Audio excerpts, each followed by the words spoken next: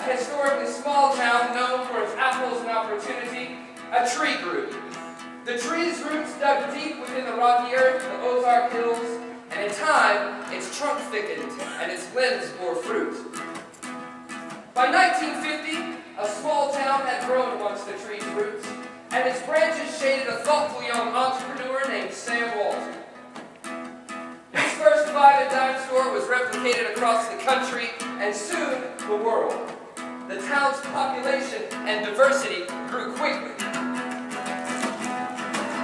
The new tender shoots of growth caused houses to pop up seemingly overnight. Roadways became congested with cars, and the parks were full of people on warm, sunny days. Okay, hold on. This is what happened. Bentonville's population increased by 45% between 2000 and 2006. 45%! 60% of those voting in the upcoming election in November did not live in Bentonville in 2000. With the surge in growth, Bentonville was inadequately equipped with staff, infrastructure, or funding to address this population explosion. Population growth caused traffic congestion. Our water demand dramatically increased. And the wastewater facility reached maximum capacity. What are we going to do?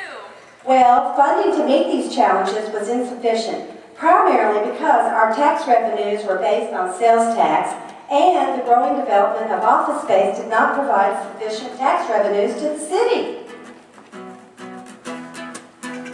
Bentonville's residents, natives and newcomers alike, grew concerned that the tree wasn't as vibrant as it could be. So the community responded with a plan. Yay! One that would not only restore the health of the tree, but allow its roots to reach deeper than ever before. I work in the planning department, where we began to aggressively develop community plans.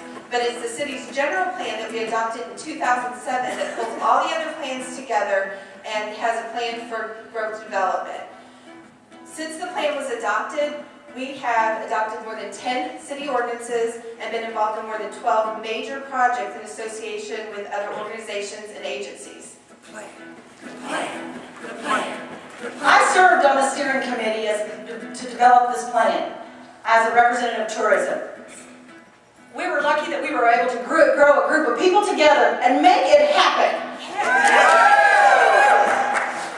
As a planning commissioner for the city of Bentonville, this land use plan is a critical part of my job. But what's interesting is that it was developed with input from citizens who used small-scale models to actually place them on the map to help determine where things go. We use this map to help Bentonville grow.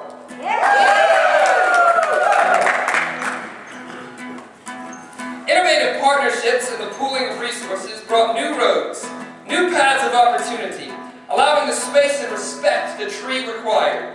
Soon, the tree began to drop new seeds, which spread their own roots and sprouted from the earth. From these seeds grew the critical services and facilities necessary to satisfy the still growing population. Go Mayor! Go Mayor! Go Mayor!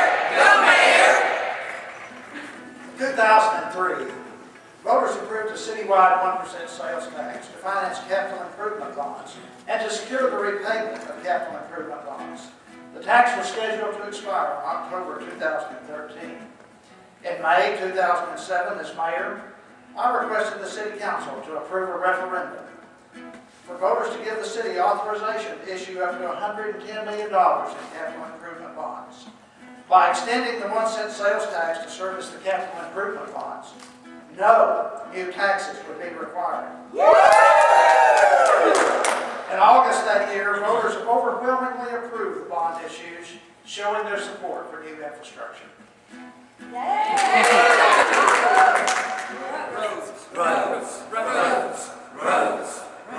As a city council member, I am pleased that over $26 million has been spent to increase capacity on 4 miles of roadway within our city, 3 miles currently under construction, and 2 miles in the design phase. All of these projects have vastly decreased our congestion and increased safety in our city.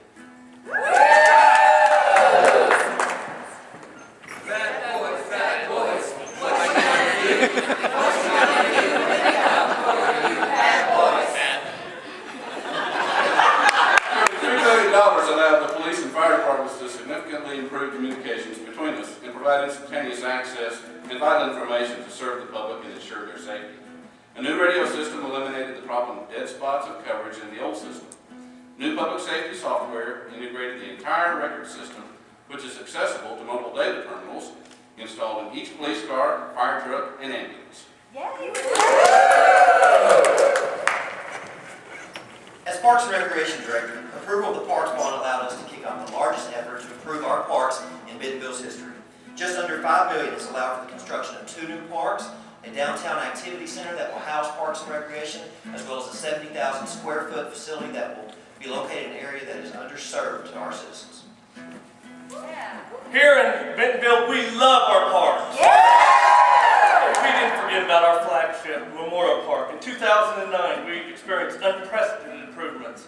We had a new bathroom built, new play structure, improved athletic fields, 550 new parking spaces, and 4 new championship volleyball courts.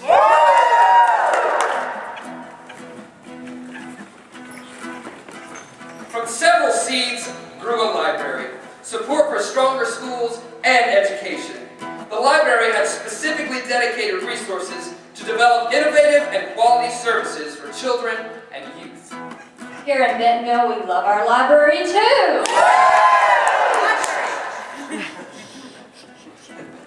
As librarians, we have invested in the literary needs of our youth through collections, programs, and services. The library's presence has become integral to educating our children. Comprising almost half of the library's total circulations, our youth collections are very popular at the library. As the children's librarian, I'm pleased to announce that in 2009, nearly 17,000 children and their caregivers attended story times, summer reading programs, and after-school learning adventures. This is a significant increase from the year 2005, when we had only 700 participants. We're pleased that these young people are learning that reading is fun and reading will make you smarter. In Bentonville, we are building Crystal Bridges Museum of American Art.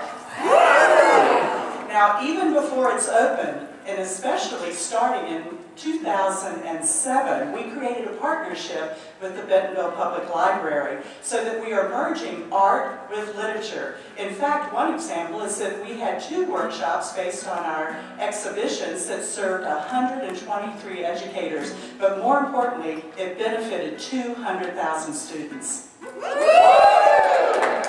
Our community's cultural diversity is reflected in the library initiatives that promote inclusiveness and acceptance of various races, cultures, ethnicities, religions, and/or handicap, among other demographics, such as bilingual story times and awareness programs for the blind and those without vision.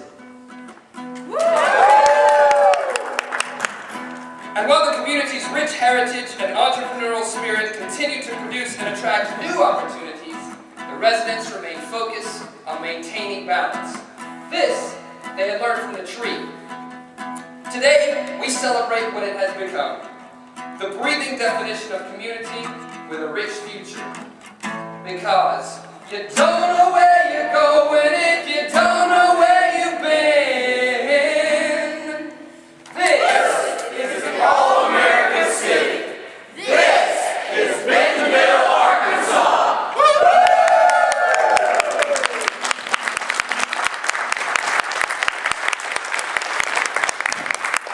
That was wonderful. What a great program. And the young man that plays the guitar, this isn't American Idol, but you would be great.